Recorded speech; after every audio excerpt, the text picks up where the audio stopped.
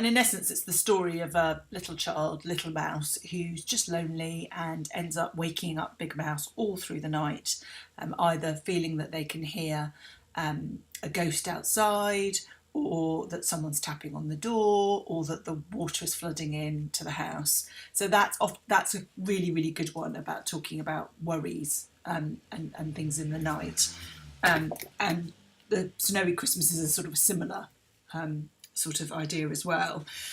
This is an absolute amazing, amazing, amazing book, and it was actually given to my children as a present. It was given to my son.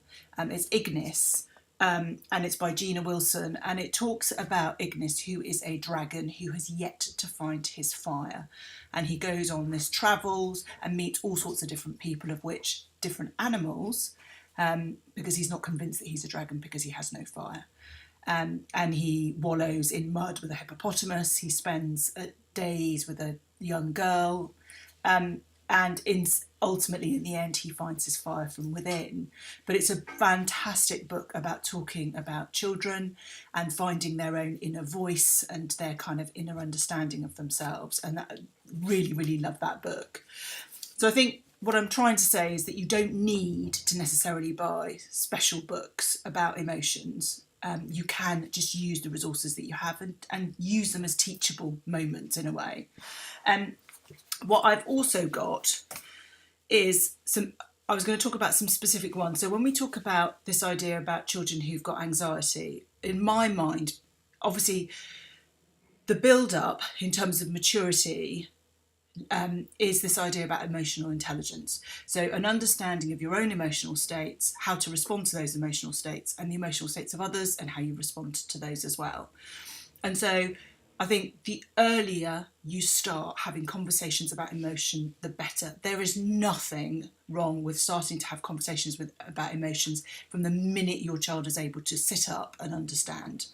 And it doesn't have to be any more complex than, oh, when you do that, it makes me feel sad, or I'm really happy. And then obviously it can become more and more sophisticated.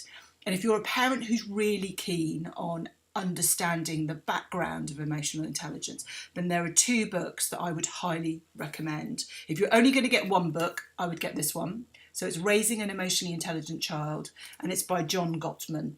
A lot of the later books, parenting books that talk about emotional intelligence, come from this original piece of work, as is Between Parent and Child, which touches on emotional intelligence and a whole host of other aspects of parenting, by Dr. Hen Ginott.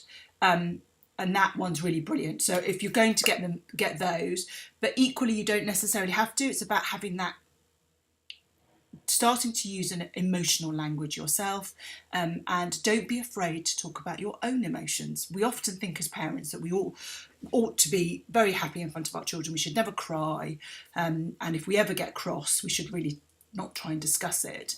But actually, children need to understand that parents have emotions too, and to discuss them. So when you're sat in the car frustrated when there's traffic, say you're cross or you're irritated or you're annoyed, because then you begin to make your children's emotional language and their emotional literacy much broader and much richer.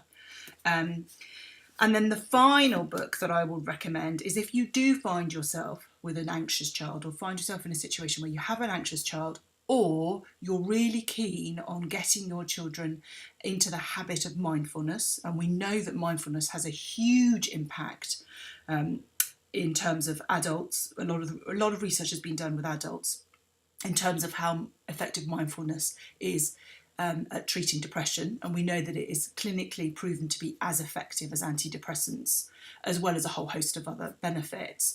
What we also know is that when children practice mindfulness, it helps them deal with anxiety, but it also helps them concentrate. There's more, when mindfulness has been put in practice in schools, they've noticed increases in concentration, increase in cooperation, less impulsive behaviour.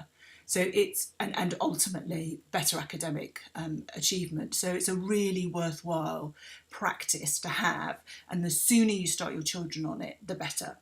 And a book that I would highly recommend is Sitting Like a Frog. And it's by Eileen Snell. And there are various different practices for different things. So there's one here on anger management, there's ones about not judging, and there is a CD at the back as well. So those are my top tips. Enjoy.